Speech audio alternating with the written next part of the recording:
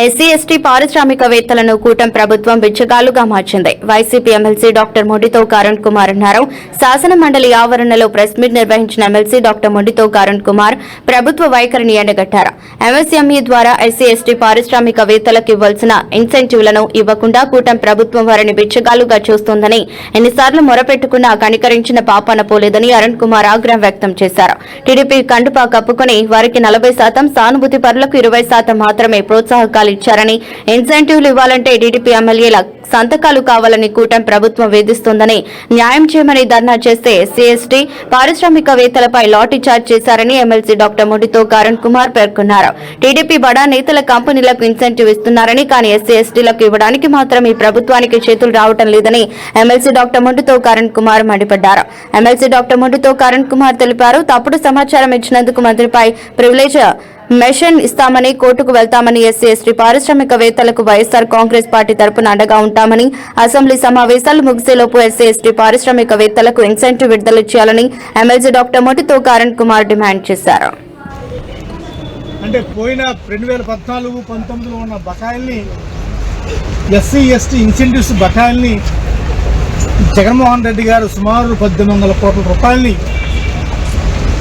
వాళ్ళు వదిలిపెట్టిన బకాయిల్ని జగన్మోహన్ రెడ్డి గారు పూర్తి చేస్తే,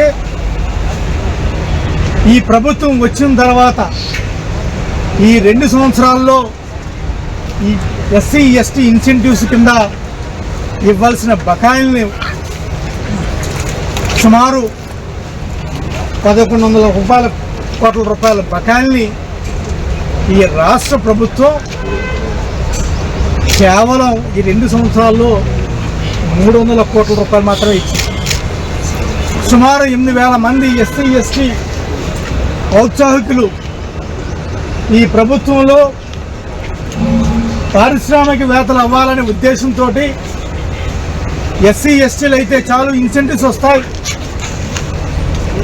ఏ ప్రభుత్వం సరే మమ్మల్ని ఆదుకుంటుంది, ఏ ప్రభుత్వం రాజకీయంతో మాకు ముడిపెట్టరు అని చెప్పి కాయో కష్టం పెట్టుకొని తలో తాకట్టు పెట్టి డబ్బులు తెచ్చుకొని పారిశ్రామికవేత్తలుగా అభివృద్ధి చెందాలని తలంపుంటూ వాళ్ళు చిన్న చిన్న పరిశ్రమలు పెట్టుకుంటే, ఈ ప్రభుత్వం కేవలం 20% మాత్రమే బకాయిలు చెల్లించింది. కొంతమందికి 40% చెల్లించడం జరిగింది. ఎవరయ్యా ఈ 40% చెల్లించారంటే, ఎవరైతే తెలుగుదేశం పార్టీ కండువా కప్పుకుంటారో ఆ కండువా కప్పుకున్న వాళ్ళకి 40%, లేకపోతే తెలుగుదేశం పార్టీ సానుభూతులకు 20% ఇచ్చారు. దేశంలో ఎప్పుడు లేని విధంగా, రాష్ట్రంలో ఎప్పుడు లేని విధంగా ఒక ఎస్సీ ఎస్టీ పారిశ్రామికవేత్తల్ని ఇన్సెంటివ్స్ ఇచ్చే క్రమంలో కూడా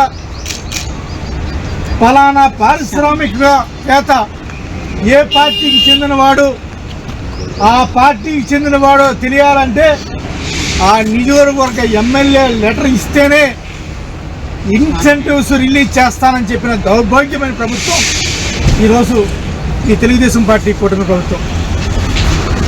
మరి ఇన్ని రోజులు, కొన్ని నెలలుగా ఏపీఐసిసి బిల్డింగ్ ముందు నాతో పాటు ఉన్న ఎస్సీ ఎస్టీ పారిశ్రామికవేత్తలంతా కూడా సుమారు 8,000 మంది ధర్నా చేసి, మహాప్రభో మా నిధులు మాకు ఇవ్వండి, మా రాయితీలు మాకు ఇవ్వండి అని వేడుకుంటుంటే, ప్రభుత్వం ఎంత దుర్మార్గంగా ఉందంటే ఎస్సీ ఎస్టీ ఔత్సాహికవేత్తల్ని వాళ్ళ మీద లాఠీ చార్జ్ చేసి వాళ్ళని జైల్లో పెట్టి కేసులు పెట్టడం జరుగుతుంది.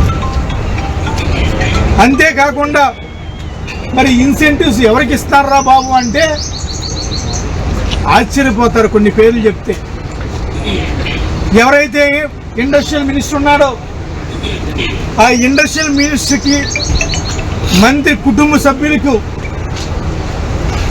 60 కోట్లు, కుమార్ రాజా బ్యాటరీస్కి 175 కోట్లు, పియా మోటార్స్కి, అదేవిధంగా తెలుగుదేశం పెద్దలకు బడా బడా పారిశ్రామిక ఉంటుంది.